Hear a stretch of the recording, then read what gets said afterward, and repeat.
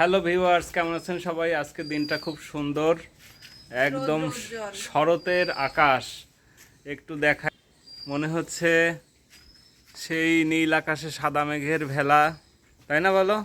আর আমরা যাচ্ছি গুরুপাটে বিশেষ একটা উদ্দেশ্য নিয়ে। আমরা আজ থেকেই শুরু করব জব। আসো টুসু, এগিয়ে আসো। হ্যাঁ, তোমার জামাটা খুব সুন্দর, সবাইকেই খুব সুন্দর লাগছে। এদিকে তাকাও, দেখো কি সুন্দর ফুল, তাই না? মনে হচ্ছে টিপ টিপ আলো জ্বলে আছে, মানে তারার মতো। কালো আকাশে যেমন তারারা জ্বলে থাকে সেরকম জ্বলে আছে না? খুবই ভালো লাগছে দেখতে।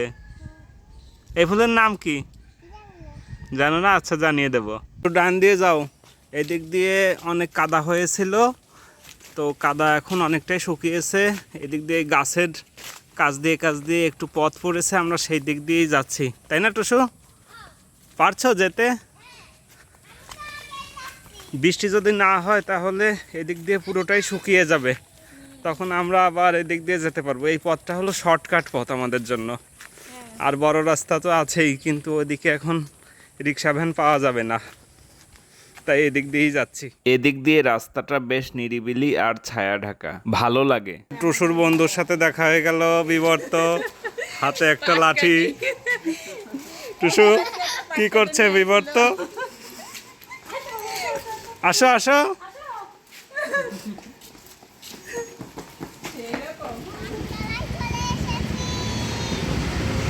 যাওয়ার পথে এই পূজা মন্দির। আজকের প্রকৃতির রূপটা এমন যে বারবারই বলতে ইচ্ছে হচ্ছে। আকাশে নীল সাদার কারুকাজ, নিচে সবুজ পাতার নকশা, কোনো কোনো জায়গায় এত সুন্দর লাগছে যে চোখ আটকে যাচ্ছে। নবগঙ্গা নদীর ব্রিজের উপরে উঠে গেছি, যদিও যানবাহনের খুব ভিড়, কিন্তু উপরটা একদম খোলামেলা। নদীর এখন ভরা যৌবন, ক্রমাগত বৃষ্টির কারণে জলে টইটুম্বুর। এবছর তো জ্যৈষ্ঠ, আষাঢ় আর শ্রাবণ জুড়ে প্রচুর বৃষ্টি হয়েছে। নীলসাদার সামনে এই যে কালীবাড়ির চূড়া, পথের উপরে রৌদ্র ছায়ার লুকোচুরি খেলা, বর্ষার সময়ে গাছের পাতার রং কি সুন্দর হয়, এ যেন চোখের জন্য পরম শান্তি। হাঁটতে হাঁটতে আমরা পৌঁছে গেছি আশ্রমের আঙ্গিনায়। ভগবান শ্রীকৃষ্ণের জন্মাষ্টমী উৎসব একদমই নিকটে, চলছে তারই প্রস্তুতি। জন্মাষ্টমীর দিন সকাল থেকেই অসংখ্য ভক্তের উপস্থিতি হবে এখানে। এখান থেকে শোভাযাত্রা যাবে সাতদোহা ন্যাংটা বাবার আশ্রম পর্যন্ত। টুসু, আমরা পৌঁছে গেছি। দিনের তাপমাত্রা এখন অনেক, তাই বেশ ক্লান্ত লাগছে। আমরা প্রণাম করলাম। এটাই হচ্ছে এখানকার মূল মন্দির। পাশেই আছে এই বটগাছ।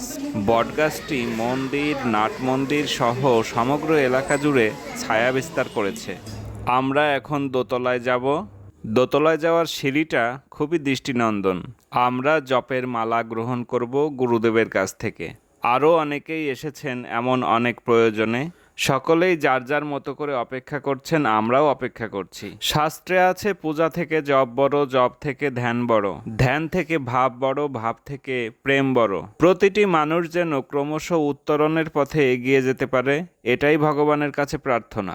আমরা জপের মালা ও থলে সংগ্রহ করে নিচ্ছি আশ্রমের স্টল থেকে। এখানে আছে অনেক রকমের ধর্মীয় গ্রন্থের সমাহার। এমন গ্রন্থ দেখলেই পড়তে খুব ইচ্ছা করে। একে একে তো পড়ব, সৃষ্টিকর্তা সহায় থাকলে।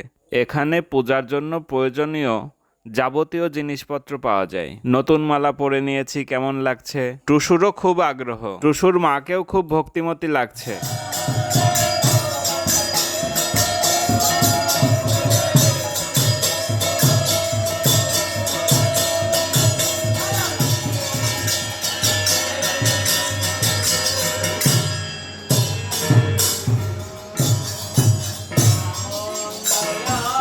কোন মন্দিরে এসেছো?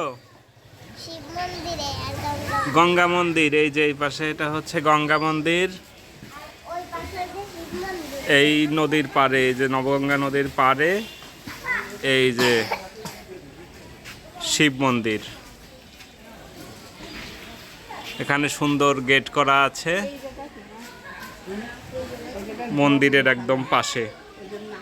এখানে এই গঙ্গা মন্দিরের ঘাটটাও খুব সুন্দর, বটপাকুড়ের ছায়া আছে। কীর্তনের পরে আমরা প্রসাদ গ্রহণ করেছি, এখন ফেরার পালা। এতক্ষণ সময় দিয়ে ভিডিওটি দেখার জন্য অনেক ধন্যবাদ। ভালোবেসে পাশে থাকবেন সব সময়।